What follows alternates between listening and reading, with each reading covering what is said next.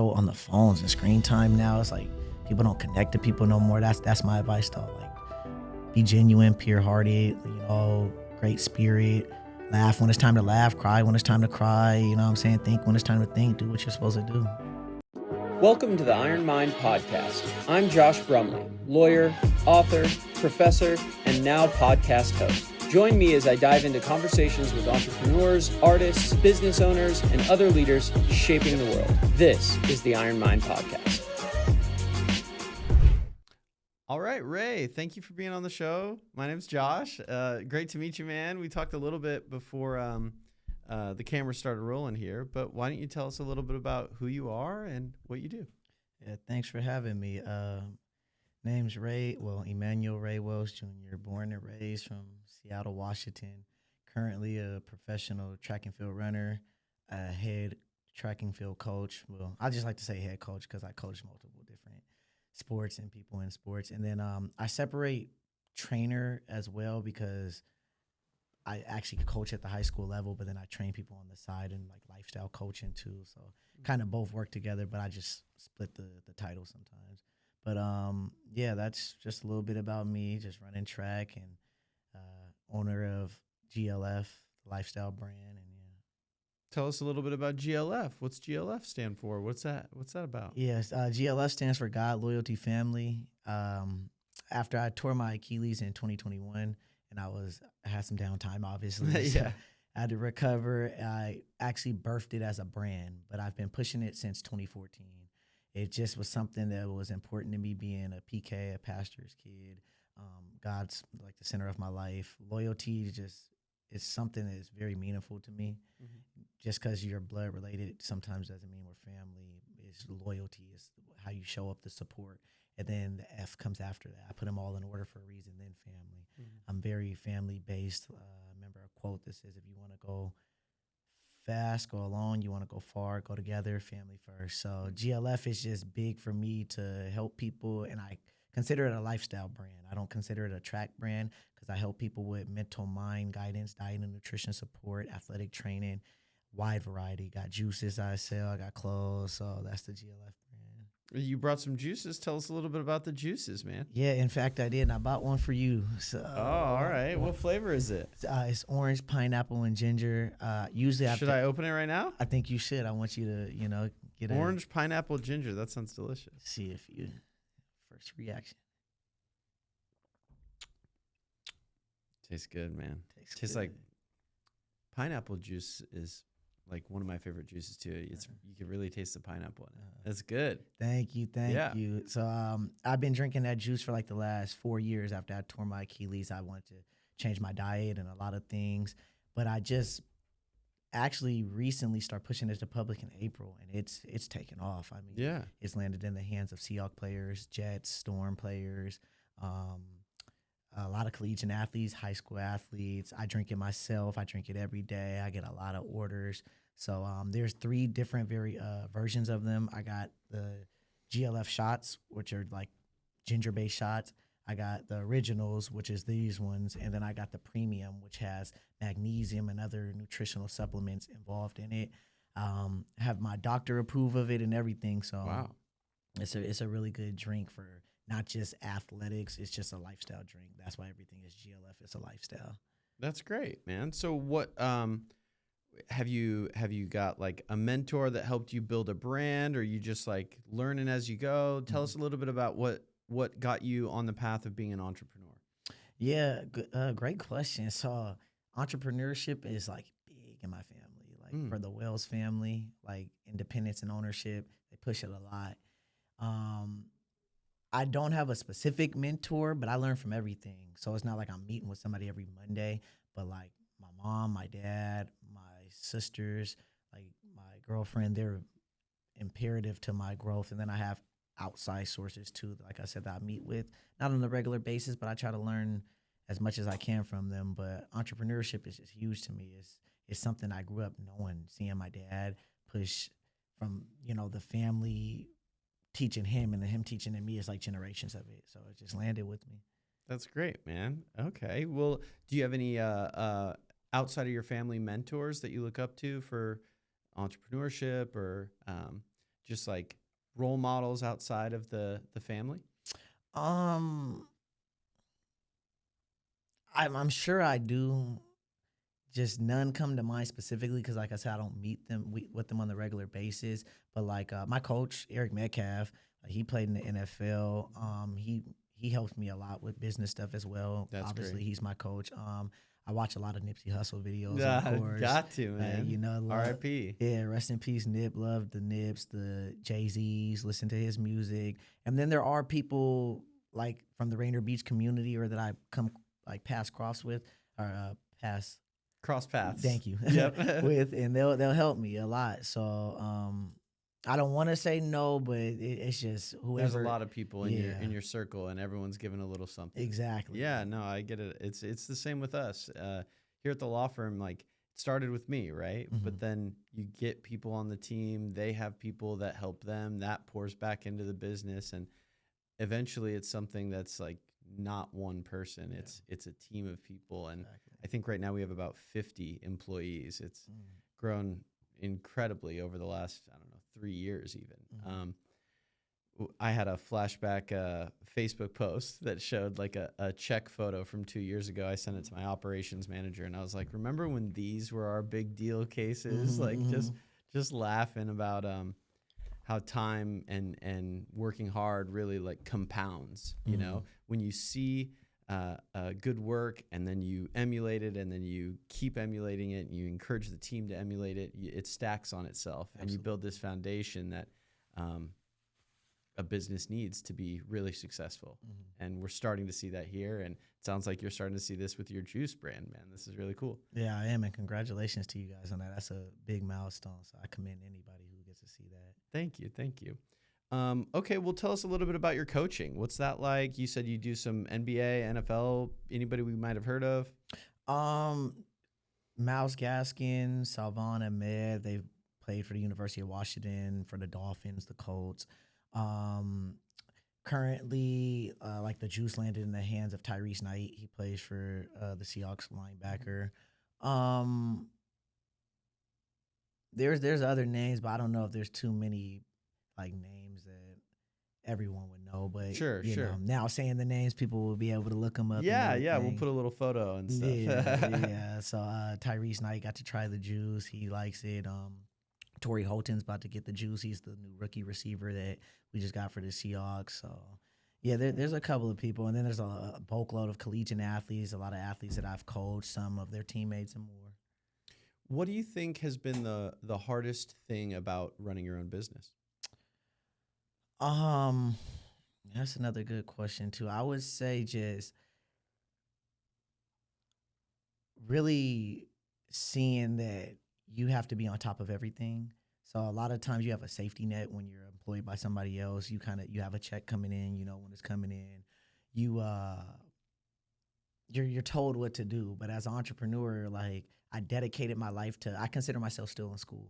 Yeah. I graduated, got multiple degrees. That's cool, but now I go to YouTube University. Like Yeah, now I'm yeah. reading my books. You know, like that's probably the most difficult thing. Is it's not just something that you show up, you're taught, you're on the job, and now you're doing it. It's every day a constant grind of learning how to, market, like learning how to connect to people. And I think a lot of times people don't realize being an entrepreneur is like it's everything else you do in life. Yeah. Like, and I'm talking about like up to date. Like a lot of people will go straight to a house and they'll connect to Wi-Fi, but you don't connect to people no more. So it's like that's the biggest thing as an entrepreneur is connect to people, not Right. with a shady intention, but really, if the product's for them, then connect to them. If not, still just be a genuine person on the side. Though you can still get to know somebody and what their name is. There's a really good book that's kind of right in line with that. We have a book club at my law firm. All the staff are encouraged to be a part of it. They get paid lunch if they're a part of the book club, and we bring them in coffee or lunch for every weekly meeting, and they read a couple chapters every week, and then we do a group discussion of these books.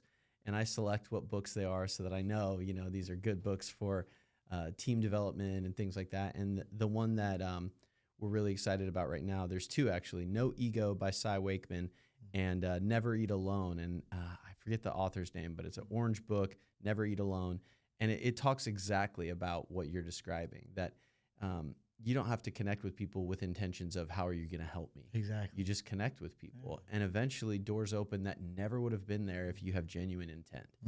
And never eat alone is just the perfect word for it, right? The perfect phrase for, you don't want to just be alone at a lunch table. You want to eat with people, and you're not buying their lunch. They're not buying your lunch. You're just eating together and sharing in that meal. And that goes a long way in our firm and in our culture at my business. And I think it's exactly what you're talking about. Yeah, I love that. And that sounds exactly like the book that I read. Can't remember the author either, but it's 200 Ways to Shift Your Thinking. And it touched on that in many different chapters of the book. Just, some stuff that we treat like normal, but it's actually not normal. And you have to really evaluate and think. So just back to your original question, I'm like, that's what's the hardest thing as an entrepreneurship. Is a lot of people think you're just supposed to jump in and, I'm just supposed to make this money, or it's about to be this way. And it's not, but that's the beauty of it though. And I looked at it as like athletics. When I started track and field, I love track and field. I tore my Achilles running track and field. I don't hate it now. It's a love relationship. And when you love something or support something, you show up for it, or it shows up for you. And so now learning that on the business side is, I have pure intentions, knowing, I remember Quincy Jones said, if you do anything you love for money, God walks out the room. And I just start shifting my thinking like that. Like, okay, like I love coaching. I love helping, because I want to be a coach that I didn't grow up having. I want to be that. So the money comes, the support comes, so be it. But I just want to actually help. Right. But that was probably the most difficult thing, is dealing with everybody telling you like, you don't make no money, or you're not going to, it's hard. Like, yeah, that comes with almost anything you do in life though. Right. So yeah. If you master a skill, the money follows. It has to. You just have to master these skills. And so many people don't want to put in the time and energy. They'd rather just clock in, clock out, and be off at 5 p.m. Exactly. But it takes a special kind of crazy person to be obsessed with something in a way that you're like, I don't care about the money. I just want to do this. This is where my passion lies. And chasing that passion, the No Ego book, it talks about finding your blue flame and figuring out what you're most passionate about in life, and then chasing that. Really important stuff. Yes. This is really good. Yes, it is. Okay, well, so how'd you tear your Achilles tendon? That sounds terrible. It's the kiss of death. Worst injury that you could ever, there's a doctor that told me, I don't want no one scolding me. A doctor told me that tearing your Achilles could be almost equivalent to like the pain of childbirth. Wow. Like once it occurs. And coincidentally, I'm a Coug. Go Cougs. Went to Washington State University. What a place to tear it. I tore it at the University of Washington at the dual meet. And it was a lot of signs. I'm older, much wiser now, but I had some signs. But I came off the hottest year of my life. Like, I was on ESPN SportsCenter about 50 times that year alone for the world record jump that I did that year. I landed on an American Ninja Warrior that year. Wow. Yeah, and so I was on a high. 1 minute I was on top of the world, and like I say, it's like the next day the world was on top of me, and it tore. And it reset me, and it was really from just lack of knowledge, because my calf got tight, my glute got weak. I was doing a lot of jumps. I was running on it. I was thinking, okay, I'll take 2 days off. Okay, it's looser running, and then it just went. So, wow, man, that's terrible. So tell us a little bit, building up to that, you said this was like you were on top of the world, then the world was on top of you. Build all those things out for me. Like what were all the big events that you were doing before this injury occurred? I just won the Pac-12 title in the 60-meter dash. I just ran the second fastest time in the world for the 60-meter. I just graduated with my 4th degree.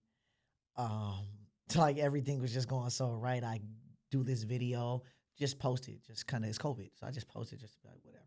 And ESPN messaged me, there's no way. I'm like, is this fake? It's a blue verification check talking about, do you own the rights to this video? I'm like, this is ESPN? Like, they post the video. Big Sean reaches out to me because his song's in the back of the video. So like things are like clicking. Like my phone I had to turn it off one night because the video hit 5 million views just on my account alone. Wow. And I generated over like 50 million views. It's just everything. Ninja Warrior hits me. I'm on season 13, episode 2. My sister laughs at me when I say that. She's like, you remember everything. I'm like, 26 minutes in for anybody who wants to see. Like, so I'm like, I'm on Ninja Warrior and everything. I'm like, man, okay, life, like it's clicking, manifestation, everything. And I don't think I did nothing wrong. So I'm not one of those people who are going to sit here and I was like, oh, but this is what was wrong. It's just, it was lack of knowledge. It really was. But to answer your question, that was all the buildup. It was like, now you can see what I'm saying. Like, I was on top of the world. And then it's like within a 10-second race, it went. And I knew, like, once you don't forget that sound in your head. So I just remember hearing, pow, Wells is out to the lead, like 30 meters in. I'm grooving because I'm just coming off hitting my Olympic classification A mark too. I meant to say that. That was the year of the Olympics. Just hit my mark the week before. And I'm like, okay, I'm about to PR again. Like I'm ranked. And then boom, I just like feel this snap on my leg and I go sliding across the track. And I try to stand up like Kobe and it didn't happen. Like I was like, I just remember feeling my leg was weak and I was like, I'm pretty sure I know what this is. And I remember the doctor was like, Ray, you tore your Achilles. And I was like, it's all right. Like, I'm going to bounce back. He's like, no, it's not all right, Ray. And I didn't like that he said that because I'm like, man, I'm trying to be positive-minded here. You're over here handicapping me. So I put out a tweet, and I got so much support. I mean, the athletic director, Pat Chun at Washington State University, reached out to me. Chris Egan of King 5, Jamal Crawford, the football coach, Nick Rolovich. They were like, speedy recovery. And exactly what I said 2 hours after tearing my Achilles. I was like, all a part of my story. I will be back. Like better, and here I am 5 years later. Just came off my first world championship, so I'm back on top of the world, and I'm more knowledgeable now. Okay, so you said you're on your world championship. You said how long ago? I just came back in March from China. Okay, wow. Tell us a little bit about that, man. That's a big deal. Crazy experience. I got the bronze medal at the 2025 Indoor National Championship. That was one of my proudest accomplishments. You would have thought I won it, but it was because I have my own brand on, GLF. So I wear my own uniform. I'm seeing all these other guys who are wearing Nike and Adidas, but they're not sponsored by them. You know that in the track world. So that was the first step. I pushed so hard to wear my own uniform at the World Championship, but you have to rep Team USA when you go to the Olympics and stuff like that. Right. So it was a crazy experience. I don't talk about it much, but since you asked, because I didn't eat for like 6 days. I have a special diet, very, very special diet. And my girlfriend's the one that pointed that out to me. She was like, I think you underperformed. Not only was your calf tight, and that's the reason I had to stop the remaining of the season. They didn't, like Team USA doesn't take care of what a lot of people think they take care of. I don't want to badmouth them, but a lot of people just assume you made Team USA, you made it. It's not like that. That's why people are like, there's no money in track and field. And there isn't, but people glorify our sport, which is crazy to me. Like they'll let somebody come and run a random track meet, but they won't let me just go play a random football game. Yeah. And I think I could do good in the NFL if I can be quite honest. Yeah. But that's the gray area for me that was like bizarre. So I can paint you the picture like so vivid. Like I was just out there and I literally, when I say I didn't eat, I don't want to be too dramatic. I only had like rice and fries, but you're not supposed to eat that when you're in the middle of training. Yeah. My diet is fish. Like I eat fish, no dairy, no other meats. I didn't get to really eat. It was pretty rough. I'm 16 hours ahead, only slept 3 hours a night. I got an MRI after the fact. I had like tendinosis and a tear in my calf. That's why I sacrificed the rest of the season because I ain't tearing another Achilles. I already proved that. I'm gangster to bounce back from one. I ain't trying to do two. So China I'm honored to have the experience, but it was just a lot of things that young Ray was like, oh, I made it because the world championship, but I made it just because I believe in myself and ownership is big to me. So it's not like that made me make it, but we're still training for 2028 at LA and everything. Got my 4th year coming up professionally. So that's great, man. Okay. So, when you were in China, did you get to do any like tourist stuff? What was China like? I've never been to China. No, absolutely not. You're just straight up there and then you're back on the plane back. Yeah, I'm in the hotel. They have this nice outlet directly next door. Like if this is the hotel, like this will be the outlet right here. Another thing is a lot of people, let me clear up, they'll be like, why didn't you just go buy food? They have this, they don't accept like currency exchange money. They don't accept your card and you have to get an app called Alipay or something like that.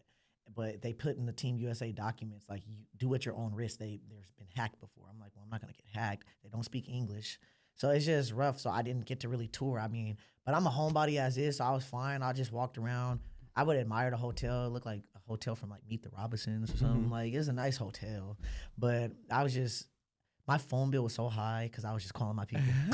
Like, me and Dad got done talking. I'm like, all right, Dad, yep, bye. Hey, Mom, like, what's up? Like, Yeah. that just kept me sane. Reading my book, watching some movies, stayed in the hotel, walked around, did my exercising, but I didn't get to tour like that, not at all. Just went to the outlet, got to admire their agriculture and their businesses. What city and were you in?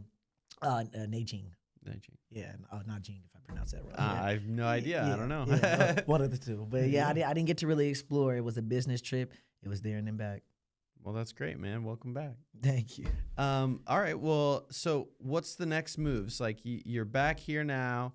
Is this your off season? Do you train now for next year? Like, how does all that work? Yeah, it is currently my off season. The minute I came back from the World Championship, I didn't do not one outdoor meet because the MRI came back. So talked to my coach and my doctor. They're like, we're going to shut it. Been off since March, just been coaching and running the brand. Obviously, that never stops. That's why I separate the two titles, like head coach and trainer, entrepreneur, professional athlete. All of those are different Coach Ray caps that I wear. Yeah. So right now, I'm still building the brand. I'm working out. I don't think as a professional athlete, there's a difference with like I know LeBron ain't in season working, but he's still putting up shots. And that's kind of the same. It's like I'm walking still, I'm lifting, but I'm just not intensity is not high for training. That starts September, October, going into year 4. Just renewed my contract agreement with my coach and everything. So we're going into the next year, and it's another World Championship year next year and everything. So that's what the site is. That's great, man. Well, do you have any advice for young entrepreneurs or young athletes that you wish you had when you were younger? Yeah. My advice would stem from what my parents always told me, being raised in the church. They would both tell me Proverbs 18 and 16, man's gift makes room for him, but brings him before great men. And that's why I would just tell people, like, you have a gift, a talent, a skill, or ability. Tap into that nature. Understand what it is. Don't do it just for money. Do it because you love it. If you don't love it, walk away from it clearly or find something else to do. I say that because I was one of the fortunate ones who grew up in a 2-parent household. So I have the logical and emotional frame from both my mom and dad. They both played that role. And just get around people who genuinely have love and support for you. Like I tell my athletes this all the time, in fact, like if you support something or something supports you, let's use a human, for example, you expect them to show up for you or you're going to show up for them. You got to treat your goals the same way. You cannot expect your goal to be there if you're not showing up for it day in and day out. Right. So you have to put in those hours, go learn. Be in the gym. Be in the gym. Yeah. You have to do these things. I just remember my dad speaking a prophecy over me when he stopped coaching me at such a young age. And he was dropping those Bible verses and telling me, he was just like, there's going to come a time that you could do everything right. Your coaches might have egos, but you're the fastest on the team. You're doing everything you're supposed to, but you have to get used to other people's personalities. And that's what I would tell everybody is just go out and get used. Like, we're losing our abilities as humans. We're so on the phones and screen time now. It's like people don't connect to people no more. That's my advice though. Like, be genuine, pure-hearted, great spirit. Laugh when it's time to laugh, cry when it's time to cry. You know what I'm saying? Think when it's time to think. Do what you're supposed to do. That's great advice, man. Anything in closing you'd like to say for all the listeners? Yeah, if you're looking for a organization to push you mentally, physically, spiritually, and emotionally, I think GLF is the brand for you. I am open to training a lot of people. I have a lot of clients all over the nation and the world at this point, whether it's phone calls or virtual meetings. I got people in person. Juices are available, or if you're just athletes looking to be trained, King Ray 206 is the Instagram, and the business page is God Loyalty Family _ Got it.